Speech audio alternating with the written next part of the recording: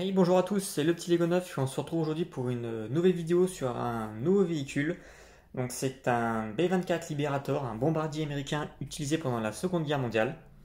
Donc il vient rejoindre ma collection de mes avions avec le B-17 et le C-47, donc des avions américains encore une fois. Donc en fait c'est un ami qui m'a proposé les instructions parce qu'il y avait des instructions disponibles sur Rubricable d'un B-24 Liberator. Rubricable, si vous ne savez pas ce que c'est un site où on peut acheter donc des instructions Lego euh, dessus en fait. Vous payez en ligne et vous recevez en PDF l'instruction du modèle. Donc il y avait un B-24 Liberator, il m'a proposé qu'on l'achète à deux. Et comme j'avais en tête le projet de faire un B-24, moi je me suis dit bah, pourquoi pas le faire. Et donc quand j'ai reçu le modèle, bah, j'ai regardé un petit peu les étapes de construction et le modèle global. Et il y avait plusieurs choses qui me convenaient pas, donc notamment donc, dans le design final et dans la construction, il y a des étapes qui marchaient pas. Donc j'ai décidé de retravailler bah, ce qui n'allait pas. Donc j'ai retravaillé donc, toutes les ailes et tout le reste en fait. Et en fait voilà, il y a quasiment rien d'origine du modèle initial. La seule chose d'origine qu'on peut trouver en commun, c'est toute la partie donc, du nez, donc du cockpit après le nez, et peut-être les deux tourelles avant-arrière que je n'ai pas touchées, mais les ailes sont entièrement retravaillées, que ce soit donc en solidité et en aspect. Si les moteurs n'ont pas été touchés, la forme des moteurs n'est pas la même, mais l'intérieur a complètement changé. Donc le pied, je l'ai modifié, les ailerons arrière sont modifiés, j'ai rajouté beaucoup plus de jouabilité sur le modèle, on a plus d'options. Et j'ai également réussi à motoriser donc les quatre moteurs donc, qui tournent en synchronisation pour ajouter un petit aspect assez sympa dessus. Parce que le B17 et le C47, eux, sont en mode sont au sol, donc sont posés sur leur roue, alors que le B24 sera présenté en exposition Lego, je parle, donc en vol, donc avec les hélices qui sont en train de tourner. Voilà, donc je vais vous présenter maintenant un petit peu plus en détail. Donc le B24, comme le B17, a 4 tourelles dessus et plus 2 postes de tir à l'arrière. Donc le poste de tir, vous pouvez en voir un, donc il y en a un ici, le second est de l'autre côté. Donc les tourelles, il y en a une à l'arrière, une sur le dessus, on en a une, je vous montrais tout à l'heure, sous le dessous, hein, sous le ventre, et une à l'arrière. Donc ça. Maintenant, tout ce qui est aileron. Donc voilà, donc j'ai retravaillé les ailes, donc on a les ailerons donc, à l'arrière qui sont indépendants en fait.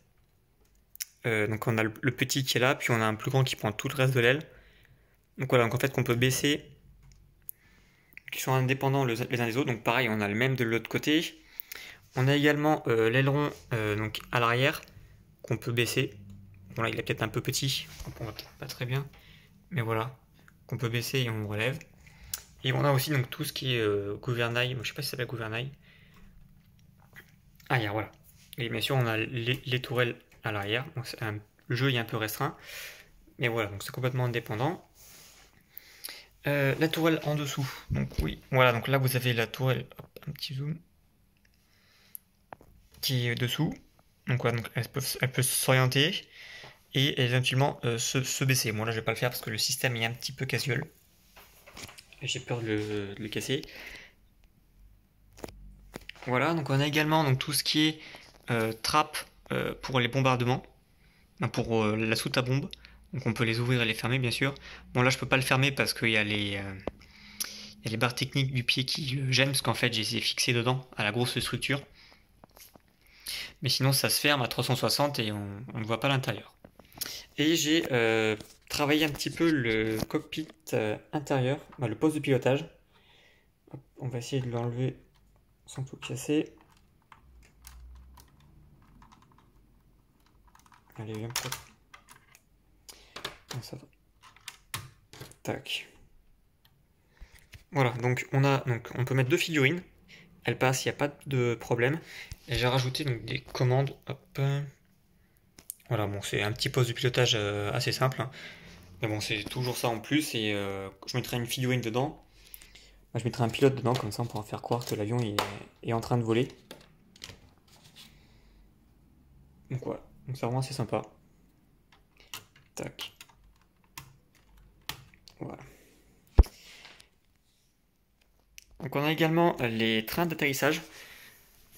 Donc comme vous pouvez le voir, Donc là, on a celui de droite qui est baissé et en fait, sur B24, les trains d'atterrissage se montent sur le côté. Je vais vous montrer sur celui-là. Voilà, lui il est rangé.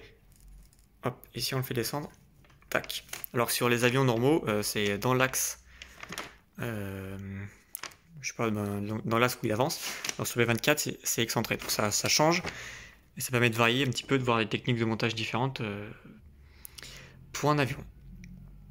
Ensuite, j'ai rajouté donc des éléments Brick Arms au modèle. Donc si vous vous demandez où sont ces pièces, bah, c'est pas des pièces Lego, hein, c'est du Brick Arms. Je pense que vous connaissez maintenant. Donc, voilà, donc j'ai essayé de prendre des modèles de mitrailleuses différents, pas sûr que ce soit les bons.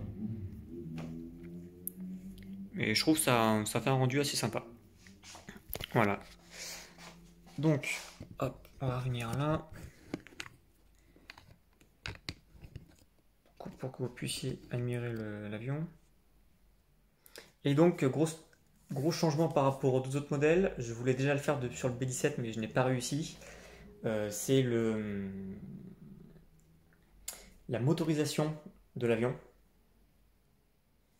J'ai réussi à motoriser donc les 4 moteurs. Bon, le boîtier est en bas, mais bon, ça se voit pas trop. Donc quand on active, voilà. Donc ça fait un rendu assez sympa. Bon, ça fait un petit peu de bruit et ça fait bruit d'un moteur, hein, mais bon, c'est pas dérangeant et je trouve que ça rend vraiment bien. Voilà, donc je vous laisse quelques secondes pour que vous puissiez voir.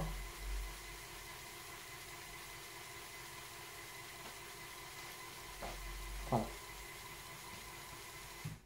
Donc quand je l'ai construit, j'ai eu assez peur parce que je me suis aperçu que c'était très fragile.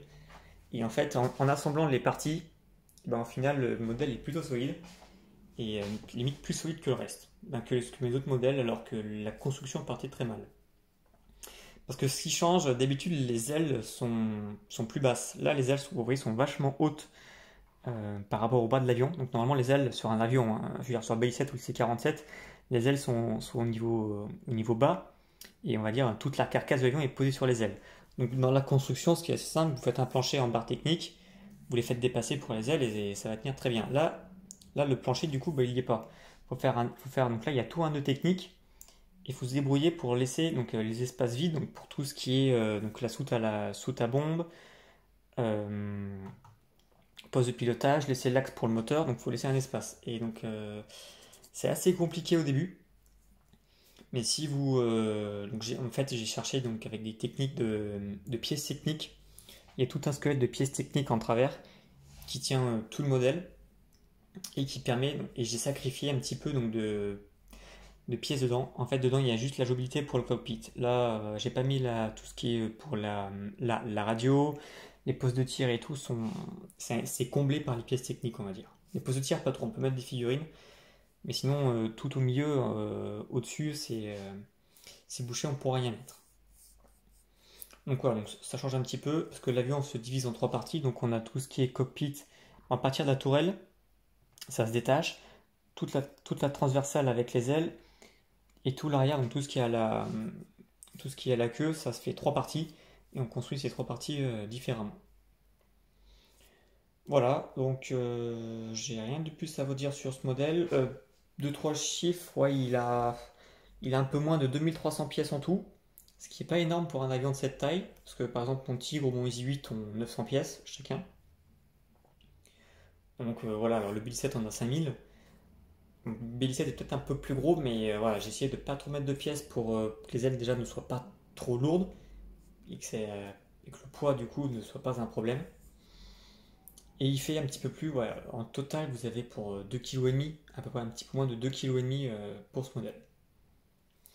Voilà, donc n'hésitez pas à vous abonner à la chaîne si vous ne l'êtes pas, un petit commentaire, un petit like, ça fait toujours plaisir.